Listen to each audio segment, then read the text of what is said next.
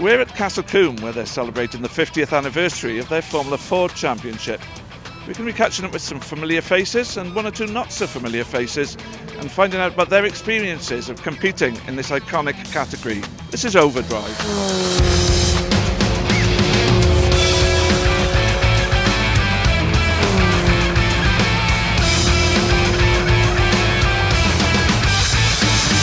In 1967, Jim Russell came up with the idea for a low-cost, single-seater formula that allowed teams to build their own chassis around the 1600cc Kent engine from a Ford Cortina. With Colin Chapman of Lotus fame on board and support from the Ford Motor Company, Formula Ford quickly grew into one of the most popular junior single-seater formulas around. Some of the drivers who started their careers in Formula Ford have come to Castle Combe, including veteran racer Rick Morris. Rick, you've been involved with Formula Ford almost as long as there's been a Formula Ford. How revolutionary a concept was it in its early days? Well, I got involved in 71. It started, as you know, in 67.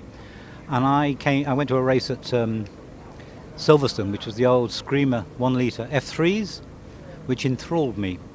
So somehow my father, I think it was, gave me a couple of days test at motor racing stables at Brands Hatch, and I loved it. And I bought a second-hand car in 1970. So I started in 71 with an old DL2B Hawk. But I'm one of these guys that sat in the car for the first time and loved it. Didn't want to do anything else. Couldn't understand why people had mortgages on houses. Why didn't they sell the houses and buy racing cars? And so I was addicted right from the beginning. Back then in 1970, did you think you'd still be racing one of these 40-odd years later? No. I had no comprehension of what to do.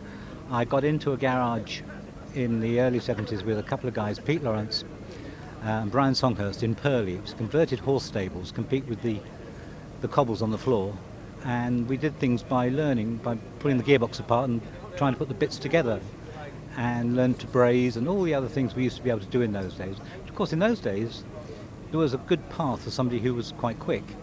And I got picked up in 73 by Dave Lazenby of Hawk and got lent a car. 74 was in 75 I was in one of his cars, the DL12, and then 75 the works team with Derek Warwick, Derek Daly and Bernard Devaney, the Yellow Hawks, where we had a fabulous year, as some people might remember. And it just went on from there. I drove various other Sports 2000s and Formula 3 once, and Thunder Sports was very fun as well. And continued from there. If somebody gave me a car, I'd drive it. Tiff, Formula Ford must bring back a few memories for you.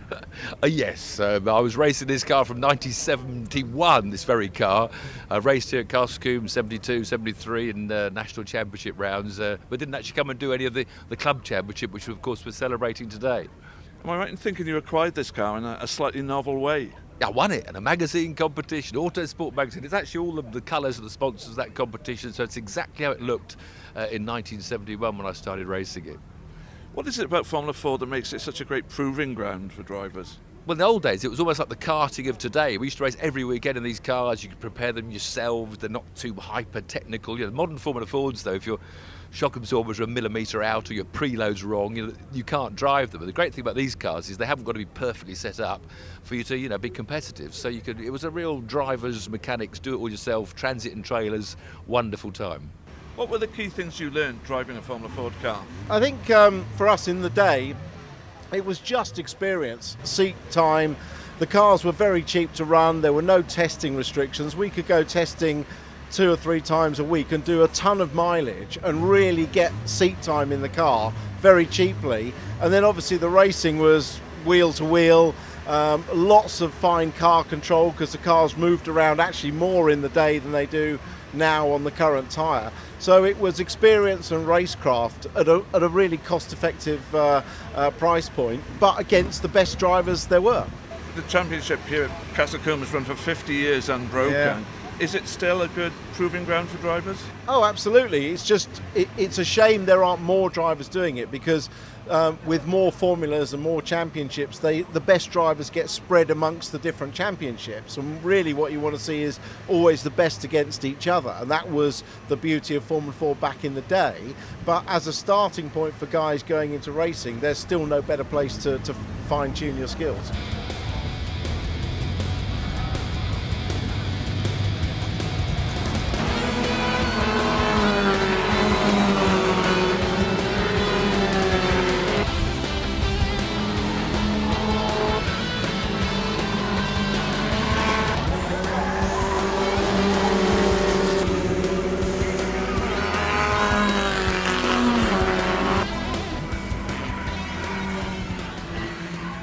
Only 2 years after Formula Ford was born, Howard Stawford brought the formula to Castle Combe, the circuit he'd go on to save from closure, as a single circuit championship. Over the years, the championship has continued to thrive and attracted a big grid of entrants to take on the challenging Wiltshire Circuit, alongside the circuit series for GT and touring cars, and still provides a place for up and coming new talent to start out into motor racing. Luke, reigning champion at Castle Combe Formula Ford, but it kind of runs in the family, doesn't it? Yeah, we've had a good history here at Castle Combe. My uncle won the championship back in 1984, and my dad used to race as well, so I spent my whole childhood growing up watching him race. So yeah, it's a real history with our family. What's the appeal for you? I absolutely loved it. While I was growing up, I just spent like every day dreaming about having a chance of being able to race myself. Then I was old enough to have the chance, so my dad let me have a go in a Formula Ford and haven't looked back since. How valuable do you think it is that Castle Combe has its own Formula Ford championship? I think it's very valuable. I mean, Castle Combe's a brilliant circuit, and it's got a really good spectator following, and Formula Ford is important for the spectators as well. And it's great to have it strong again this weekend. Yeah, just how competitive is the racing out there? It's really competitive. In open wheel, you can only make a slight mistake and it's going to be race over. So you've got to give everyone respect out there and make sure that you're racing close but not too close. Ben, Formula Ford, is that what gave you your first taste of motorsport? It is actually, yes. I started out as a kind of gopher mechanic for a team that was based near me, and they used to run cars in the Champion of Brands in the early 80s. And that's kind of how I got into motor racing, was polishing the bodywork on Formula Fords and cleaning the wheels and that sort of stuff. And then when I managed to scrape a bit of money together, I did some pre-74 Formula Ford, and then moved on to some other things because of what was around at the time. But my heart has always been with 1600. Tell us a little bit about the car that you race now. So this is a Van Diemen RF92, 1992 season. This car won the Champion of Snetterton series back in the day, interestingly enough. It's pretty much the end of the kind of a particular era of Formula 4, because that was the end of the Kent engine era at the time. They then went on to Zetec engines, which of course since then they've gone back to Kent engines and reconverted some of them. But part of the reason was I thought, well, it kind of sums up a bit of an era in Formula Ford. That's part of the reason I decided to get it. It was a car in its day that was driven by, not this one, but the model by Jan Magnussen as well, and he had quite a lot of success with it. So I just thought it was a fun car. It became available and I thought I'd go for it. So 50 years on, Formula Ford still has a future? I hope so, yeah. And I think the championship here at Combe is a very strong series. It's great to have a single venue championship that's as well supported as this. And as some top drivers, I tell you, some of the guys here are super quick. And when they go off to do Walter Hayes or Festival, they are, potential winners. And I think that's great to see. And how competitive will you be this afternoon? A bit mid-grid for me, but no, I haven't been out in the car for 8 months and I haven't tested this year, so I'm feeling a bit rusty, but it's just great to be out there.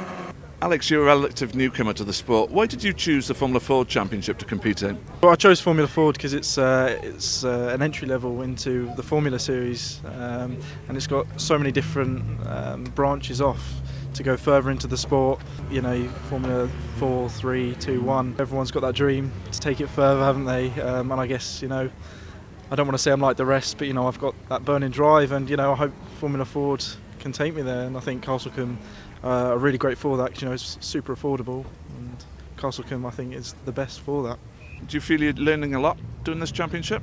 The learning curve is immense. It's super fun. The other drivers in the series are really great and super helpful. I've been speaking to a lot of people around, and everyone's really willing to give you a hand. So I couldn't fault it, really. Could not fault it. Well, you said about your long-term ambitions. What about this year? This is the first meeting of the year. Where do you hope to go this year? This year, I'm not the fastest driver out there. Not got qualms about saying that. But I'd love to just have a bit of a race, have fun. I'm there to race. I want to see what I can do, work on my racecraft and put a few points in the bag, and you never know, maybe challenge for third place or something towards the end of the season. We're coming to the end of a great day's racing, but it's by no means the end of the Formula Ford story at Castle Combe.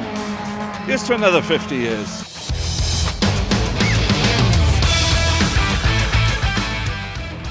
If you like this video, subscribe to our channel to learn about more. And don't forget to press on the notification bell below.